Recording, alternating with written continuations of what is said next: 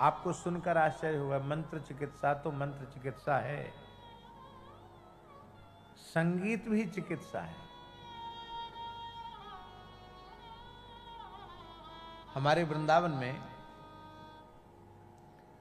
गौड़ीय संप्रदाय के एक सिद्ध संत थे, भगवत प्राप्त संत थे, आयुर्वेद के बड़े अद्भुत विद्वान थे, बाबा श्री प्यारी मोहन दास जी। बाबा श्री प्यारी मोहन दास जी पानी घाट पर विराजते थे और धन्वंतरी ही थे ऐसा समझो। आयुर्वेद में नाड़ी पकड़ते ही सब बोलने लग जाते क्या बीमारी है, और ब्रजवासियों को दवाई देते। अमीर लोग आते तो उनसे कहते तुम ठीक हो जाओगे पर गरीबों के लिए दवाई बनवाओ, उसका खर्च वहन करो। तो अमीर लोग दवाई बनवावें, वो भी ठीक हो जाएंगे, और गरीब लोगों का, ब्रजवासियों का, संतों का इलाज हो जाए। बाबा स्वयं दवाई के नाम पर एक पुड़िया भी नहीं लेते थे। वृद्ध शरीर था, बीमार हो गए, बहुत तेज बुखार हो गया, बुखार उतरा ही नहीं बाबा श्री प्यारी मोहनदास जी का। तो एक संत थे, विरक्त संत थे, उनका नाम था सितारी बाबा। सितार बजाते थे। पूज्य गुरुदेव पहाड़ी बाबा ने उनसे सितार बजाना सीखा था। बोले हम ठीक करेंगे इनको। कैसे ठीक करेंगे? बोले अब पता नहीं कौन से, बोले जेला की गत है, जेला की गत बजाएंगे उससे ठीक हो जाएंगे। और उन्होंने गत बजाई और गत बजाते बजाते उनका बुखार उतर गया। बोले अब जीवन में बुखार नहीं आएगा। तो बताइए, हमारे यहाँ ऐसी भी पद्धति रही कि सितार सुनाकर उन्होंने बुखार उतार दिया। तो संगीत से रोग की चिकित्सा हो सकती है, तो मंत्र से रोग की चिकित्सा क्यों नहीं हो सकती? तो वो झाड़ फूक वाली जो चिकित्सा है वो मंत्र के द्वारा रोग की चिकित्सा है, इसलिए इनमें अविश्वास नहीं करना चाहिए। हाँ, अब चिकित्सा का प्रकार क्या है? यहां चिकित्सा के प्रकार से ये बात स्पष्ट हो जाती है कि ब्रजवासी सब परम भागवत हैं, परम वैष्णव हैं। किसी भूत प्रेत के मंत्र से झाड़ा नहीं दिया जा रहा है, किसी ग्राम देवता के मंत्र से झाड़ा नहीं दिया जा रहा है। पूर्णमासी पुरोहितानी भगवान नाम से ही झाड़ा लगा रही है।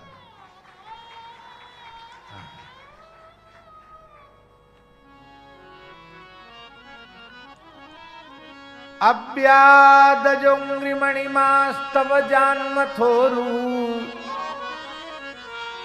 यज्ञोच्युतः कटितटं जठरं हयास्या हृत्केशवस्त्वदुर ईश इनस्तु कंठं विष्णुर्भुजं मुखमुरुक्रम ईश्वराकम्।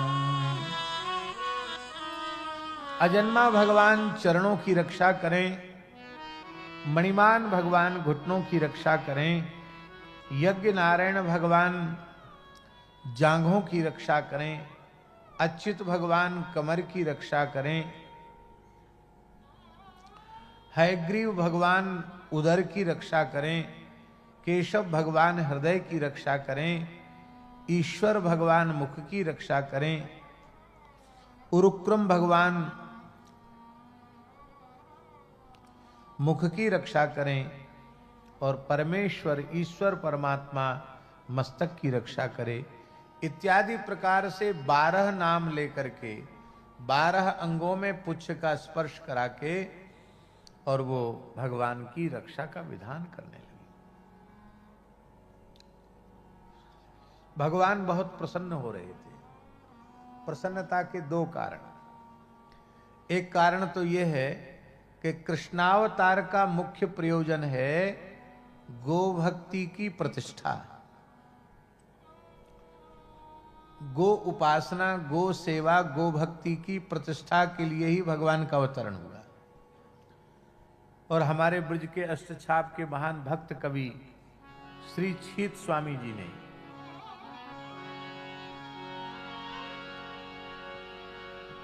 इस भाव को बड़े अच्छे शब्दों में व्यक्त किया। गायन सो ब्रज छायो, गायन सो ब्रज छायो, बैकुंठहु बिसरायो,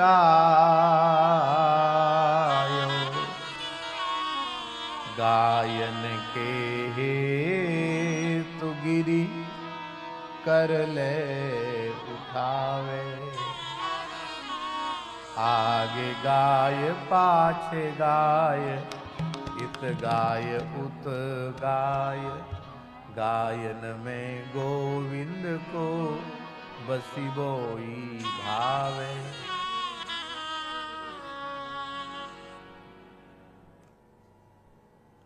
गायन के संग धावे, गायन में सचु पावे, और गायन की खुर रेणु अंग लपटावे।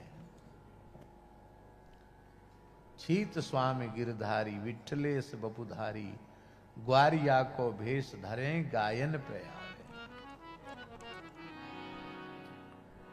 गौ भक्ति की प्रतिष्ठा ये कृष्णावतार का मुख्य प्रयोजन है। गो भक्ति के आदर्श को हमें प्रकट करना है। और आज अभी ठाकुर जी 6 दिन के हुए हैं।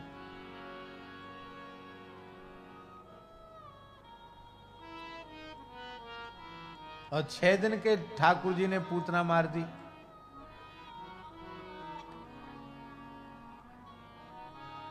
अभी सूतिकागार से बाहर निकले नहीं थे, निष्क्रमण का मुहूर्त ही नहीं आया था। ये तो बिना मुहूर्त के उठा ले आई पूतना,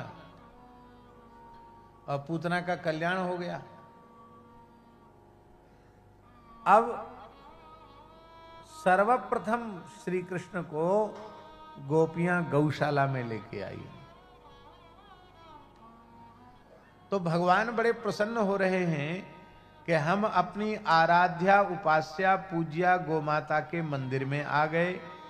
उनकी चरण रज, उनके गोमय, उनके गोमूत्र और उनके गोबर का स्पर्श प्राप्त करके, उनकी पवित्र पुच्छ का स्पर्श प्राप्त करके मेरा कृष्णावतार लेना सफल हो गया।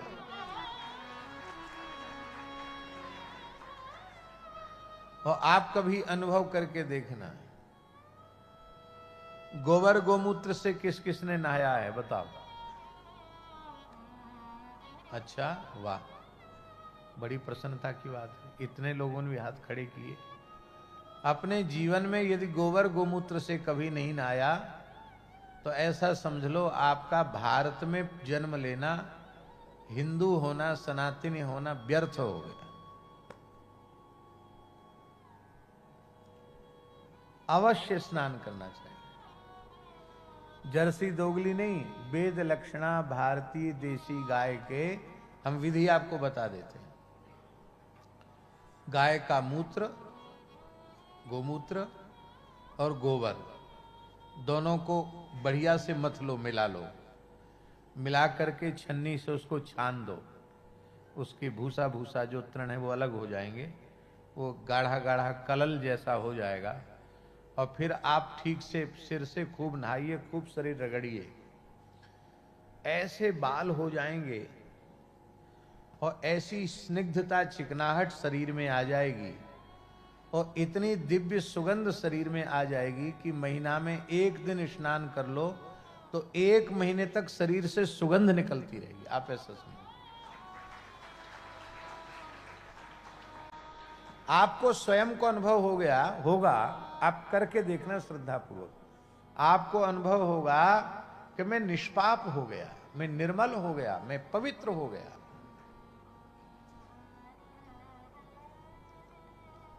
गोमूत्र में साक्षात गंगा जी है, गोबर में भगवती महालक्ष्मी है।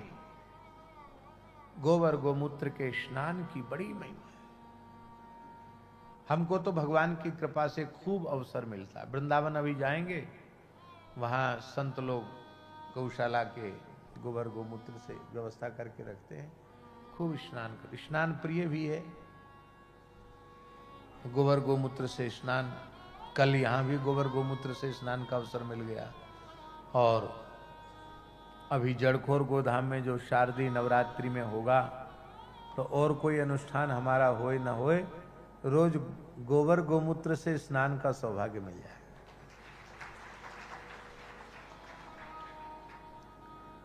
बड़ी दिव्य है। जो भारतवर्ष की पवित्र धरती गोमय गोमूत्र से सुवासित थी, गायों के विचरण से और गोखुर रज से अत्यंत पुनीत थी, आज वही भारतवर्ष की धरती गायों के रक्त से रंजित हो रही है। और ये जितनी दैवी आपदाएं आ रही हैं, कहीं बादल फट रहा है, कहीं भूस्खलन हो रहा है, कहीं बाढ़ आ रही है, कहीं आग लग रही है, कहीं महामारी फैल रही है, ये सब, कहीं भूकंप हो रहा है, कहीं ज्वालामुखी फट रहे हैं, ये सारी जो दैवी आपदाएं आ रही हैं, इसके मूल में महाराज जी कहीं न कहीं गो अपराध है। गोवंश के प्रति जो अपराध हो रहा है, तिरस्कार हो रहा है, उसका ये दुष्परिणाम है। आपकी जानकारी के लिए हम बोल रहे हैं,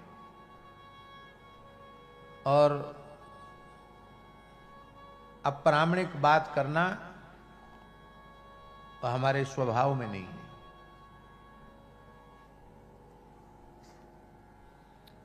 मुगल काल से लेकर अंग्रेजी शासन तक, और फिर देश की स्वतंत्रता से लेकर अब तक, हमारे पूर्वज सदा इसी प्रयत्न में लगे रहे कि भारतवर्ष की धर्म प्राण धरा गोवध के कलंक से मुक्त हो।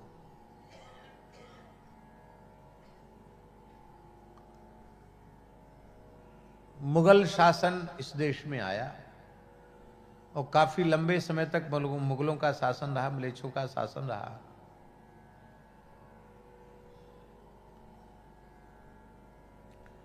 महाराणा प्रताप, महाराणा प्रताप जी ने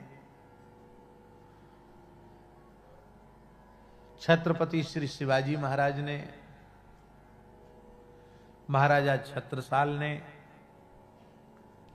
इन राजाओं ने, आदि आदि अनेक राजा हुए, इन राजाओं ने अपने अपने समय में जो क्रांति की और उस मुगल शासन को यहां से खदेड़ कर बाहर करने का निश्चय किया, उसके मूल में क्या बात थी?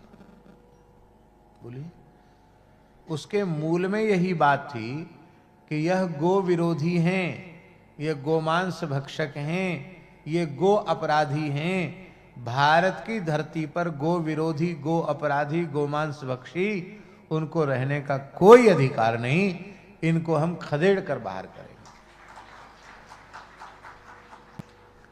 यद्यपि दुर्भाग्य था कि राजा आपसी फूट में एक दूसरे को नीचा दिखाने के कारण संगठित नहीं हो पाए, नहीं तो ऐसे बुरे दिन हमारे पूर्वजों को देखने नहीं पड़ते। आपस में टकराने में ही उनकी शक्ति सब समाप्त होती चली गई। लेकिन मुगल काल की क्रांति के मूल में भी गोरक्षा की भावना थी। अंग्रेजी शासन में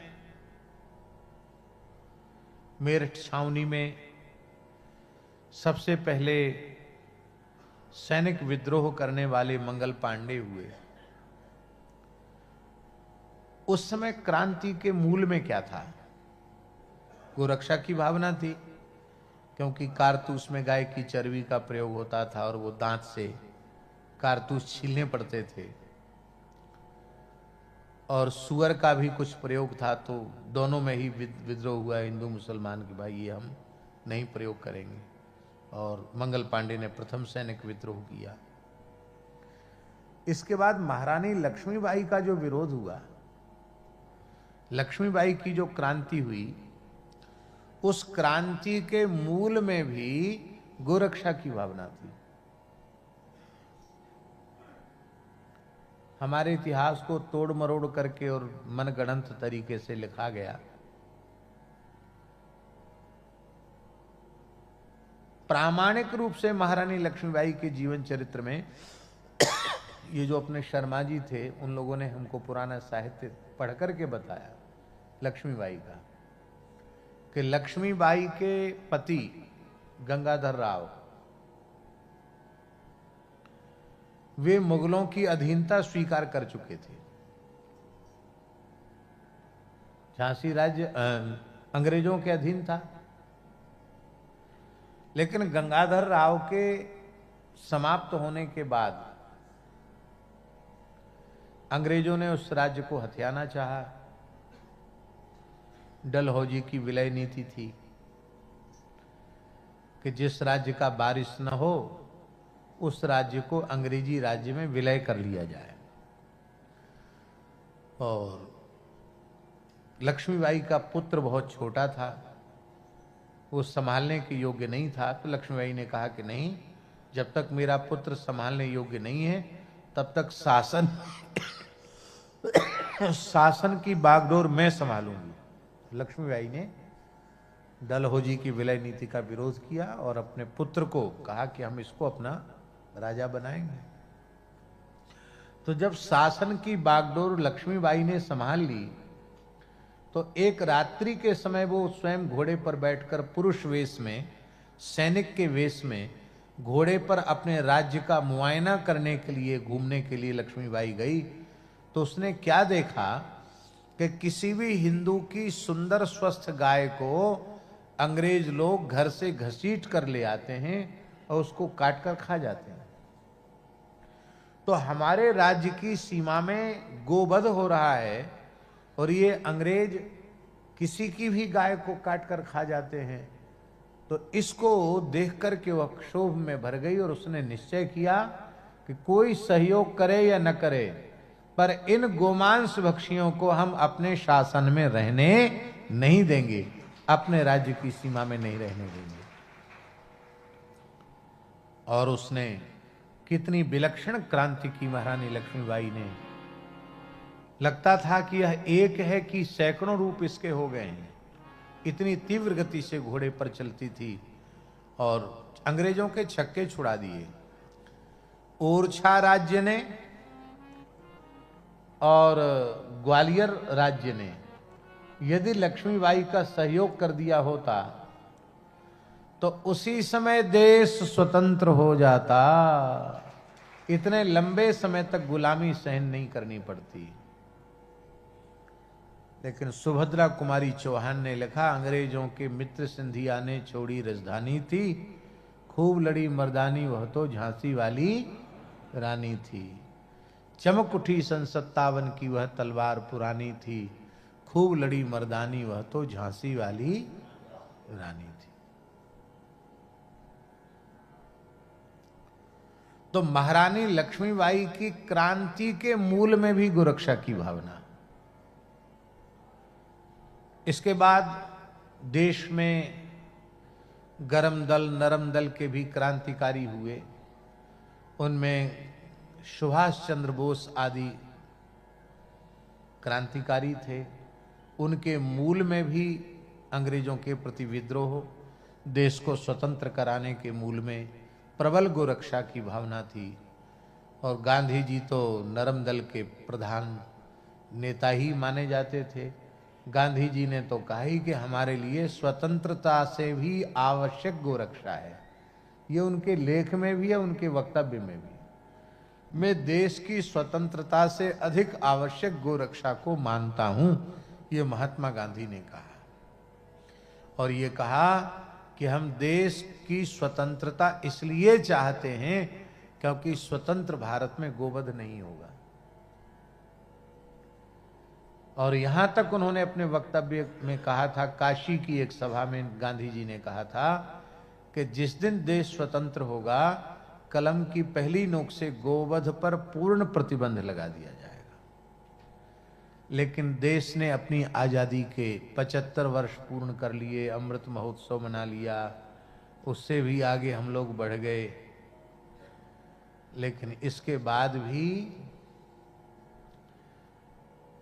आसेतु हिमालय पर्यंत भारत की धरती गोवध के कलंक से अथवा गो अपराध से विमुक्त नहीं हो पाई। आप तो जुड़े हुए हैं, पूरा जीवन आपका सरकारी सेवा में गया। जिन प्रांतों में गोवध पर पूर्ण निषेध का कानून बना है, वहां से भी गोवंश की तस्करी होकर उन प्रांतों में जाती है जहां गायों का वध किया जाता है। बांग्लादेश चली जाती है, पाकिस्तान चली जाती है।